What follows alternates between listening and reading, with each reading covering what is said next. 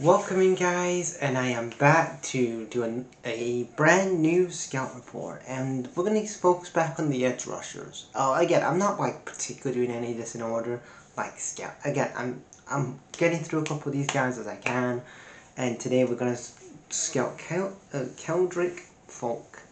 He's an edge rusher from Auburn. Was pretty good prospect from what I've seen. Games that I've seen him on tape: Baylor, Kentucky, Missouri, California, Oklahoma, Oklahoma, Georgia. They were the games that I'm going off from what I've seen on tape. So let's talk about kind of the first. Let's talk about one of his key strengths I'm looking at here, and you look at his size. His size and his size. Again, you look at his frame, and he definitely has that. He definitely has the frame that he can definitely be one of the guys that potentially could be a starter in the NFL. He could be one of those guys that could definitely has the frame ready for the NFL, and he has that elite strength. So with the great with the NFL level kind of frame, you definitely you would see him starting somewhere. Or at least be a backup. I think again he's definitely ready for the next step up, in my opinion. He's 700 pounds. He can squat like over 700 pounds, and he's just such he's a strong athlete.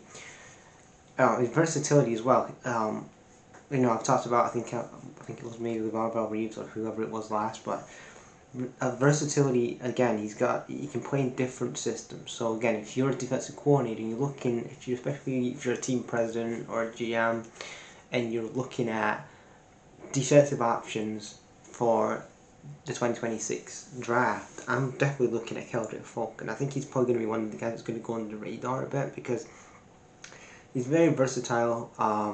With different systems, you can have him in a three tackle technique. You could have him as a five technique as a defensive end. So there's so many different positions you could have him in, and then you could have him in as a backup as a backup linebacker. So there's three different techniques you could have him. You could have him as a standby as a linebacker. You could have him as a five technique defensive end, or you could put him in a three technique and have him as a three technique tackle. And he excels great at shredding blocks to make plays in the run game, so it's fantastic. And again, that goes down to what I talked about with him being a linebacker, or he could play on that defensive end. His versatility is just endless. Where you could just put this kid in whatever system, which is great, and you need that kind of versatility. He has that. What I've seen on his tape, he has that elite run defense kind of about him. Like again, he's put out numbers for college were about 83.4. That's what the PFF saying, and then whatever PFF like for grades, but the stats he's putting up were not bad, and especially as a run blocker, and fantastic.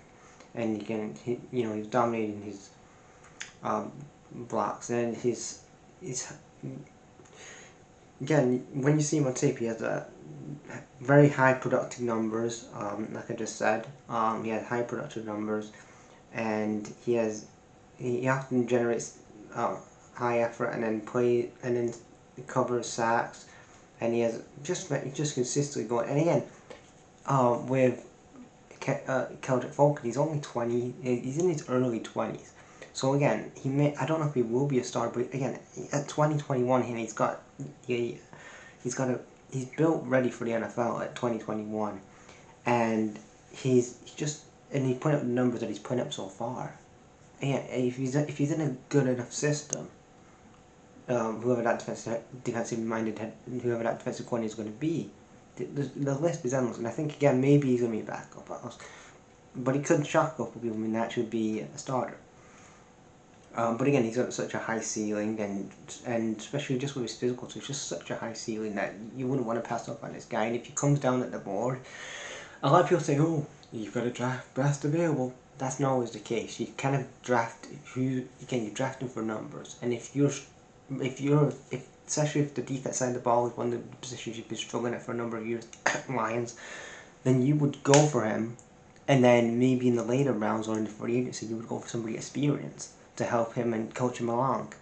And whoever picks Keldric Faulk up, he could be one of those where you look at him and go, damn.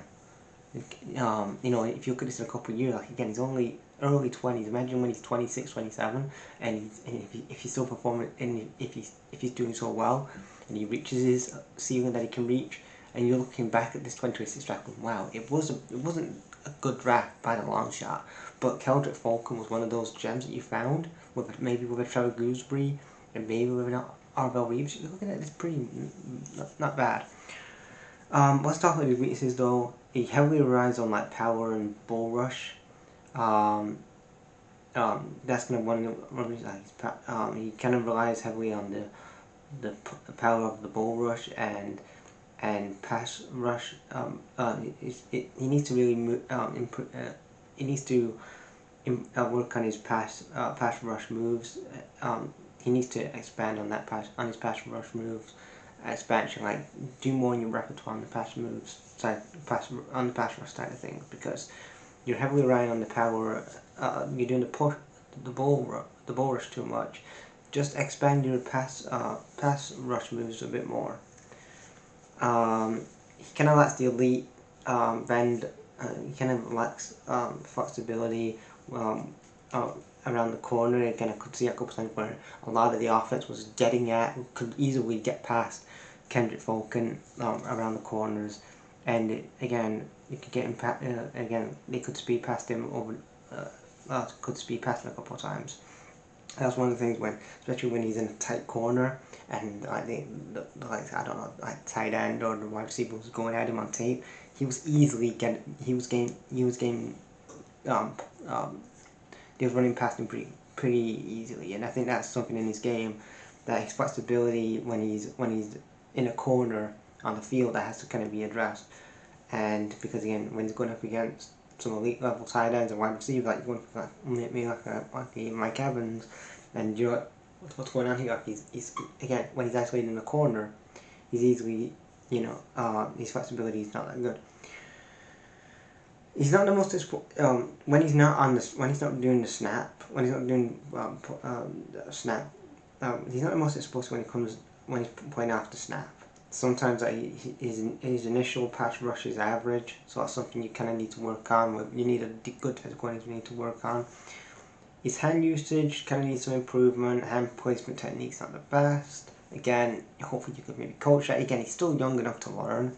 At 2021, so there's not like, oh, you're looking at if he was a lot older, you're like, is he going to get that? Especially, but again, if he's early 20s, you're gonna hopefully he can get better with his flexibility. Hopefully, he can get better with his explosiveness when he's not playing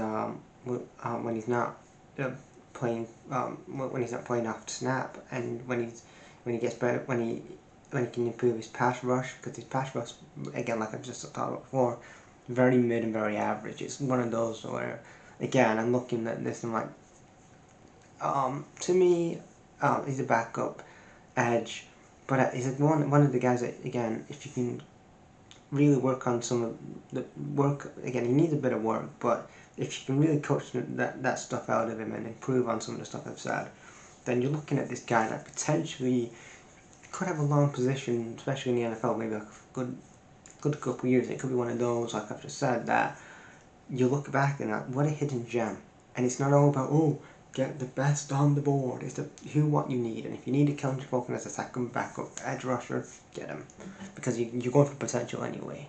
And he can be under an experienced guy in the league, and then he can just pick his brain from the old guy and learn off him, and hopefully with a good defensive coordinator around him, they can get the best out of him. You're hoping that anyway, but overall, a decent Keldric Falcon does have a high ceiling. Just things that, like I talked about, and the weaknesses that he needs to improve on. But yeah, leave your guys' thoughts if you've seen him in the comments. I do want to hear some feedback about these guys, and again, hype up the video, guys. Share it around, because yeah. Thanks all guys. Bye.